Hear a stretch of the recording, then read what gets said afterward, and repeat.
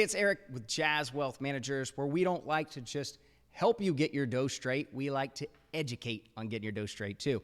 So with that, I want to talk about some Roth conversions. So if you are wanting to convert money before retirement, we like the idea of it because especially in a time like right now, if the market is down, there's a lot of things that make sense on saying, hey, we're taking money while it's lower.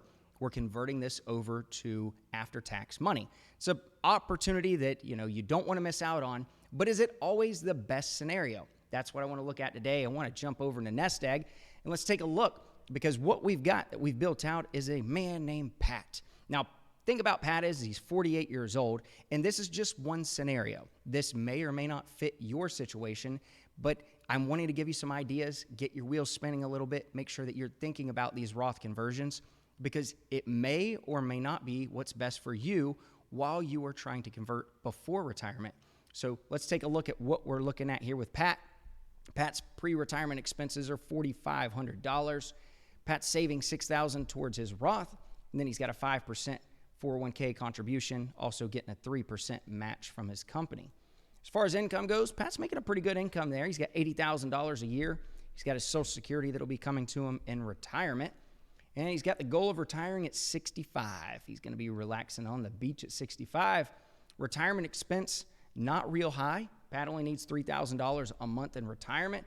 Clearly, he's just wanting to kind of chill. He's not wanting to travel too much. He'll have his health care costs. And then also he's got his charitable giving. Always like to see that anytime someone's doing that. So good for you, Pat. Now, here's where it really comes into play, because think about it is with net worth, that's what we want to look at.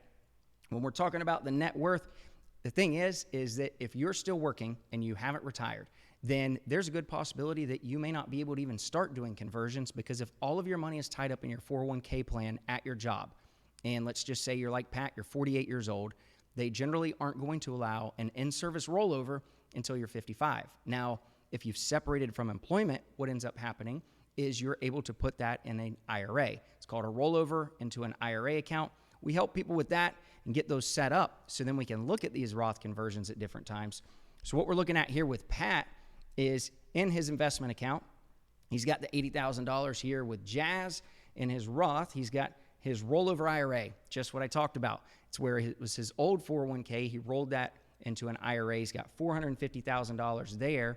And then he's got his current 401k. Again, probably can't touch this money, especially if he doesn't have a Roth option on that 401k at his new job. There's no way to do a conversion on that money right this second. It has to stay where it is.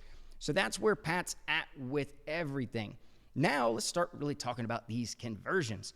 So if we go into his effective tax rate, what we're looking at right here is showing you where he is. His tax rates, let's just say he's at 12.4% on his federal, 12.5% here on his federal tax rate. He's got a little bit of a state tax. Then as he gets a little bit older, it's going to bump up because his income's going to be going up. We've got that built in where his income's going to go up a little bit with inflation. From there, though, it's 65. You see this fat drop off, this big drop right here. That's where the great opportunities sometimes a lot are in with the conversions and finding the opportunity. Now, if that's going to be the case, that's what I want to see. Is it better to do it now or do it later? So let's go ahead and look over here. So we're going to start with a baseline. Pat's already going to start taking from taxable accounts. Then he's going to take from tax-deferred accounts like an IRA. Then he'll take from tax-free accounts like the Roth IRA. Doing that alone is going to give him $487,345 more than if he were to do it in a different form. So just that right there is a great opportunity. That's a withdrawal strategy we like to talk about. But then from there, what I've done is I've added in different intervals where we can look at filling up tax brackets to see if it's going to work for Pat. So we go from $487 to $516. The way we were able to do that, it's not a lot of money, but it's a little bit of extra dough in Pat's pocket by converting 10%. But as you can see right here, none of that money is done during his working years. If I jump over to details, I'll actually be able to show you the specifics. This amount is right here. He's converting in 2038. That's right at that big drop that I was telling you about when he is retired and he doesn't have any other major taxes.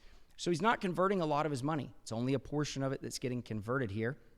Now, if we go back over to our distributions, we can look, okay, we've got 10%, 516. Can we beat that Well, I've got in here at 12 to 15%. It's down to 508, $8,000 difference. So if you're looking right here, you can see the green. That's where we would be converting that money. But the thing about it is it's actually going to cost him a little bit instead of doing anything beneficial. So now let's look if we were to start converting a lot more and while he is in his working years. So for Pat in his working years, $370,000 less. So if you start trying to convert all of this money right this second, sure, it's going to be nice because way down the road, what ends up happening is this blue bar here on the right that continues to go up. What's that is showing you is as you're in retirement, at 72, you have to start taking money out, and you're going to be taxed on it. The government is called required minimum distributions. They're going to force you to start taking money. The older you get, the more they make you take. You're going to have to pay taxes on that. With this right here, if we converted all this money, at 87, his adjusted taxable income with the conversion is $0, but his adjusted taxable income without the conversion is $470. So he's going to have a significant amount of income showing that he'll have to pay taxes on, but it's still better than trying to do it all now and paying all of this money early on. So no matter what, delaying the tax in this situation is actually his best scenario versus him trying to do it early on and trying to do it while he's working. Again, we can go in, look at this even more. It actually looks like it's going to be detrimental even more if he tries to convert this early.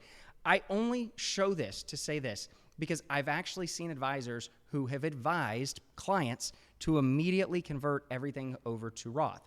Now, it sounds great, and yes, we don't know where the taxes will be later on, but it may not be the best situation for you. Something you really need to think through, and it's not just a matter of an advisor telling you that you should do this or watching a YouTube video even to tell you to think about doing this.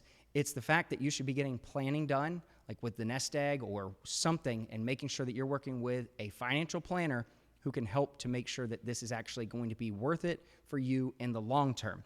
If you found this video beneficial, if you would hit the like button, subscribe, let us know in the comments what else you would like to you want us to talk about in FinTips. Thanks for watching.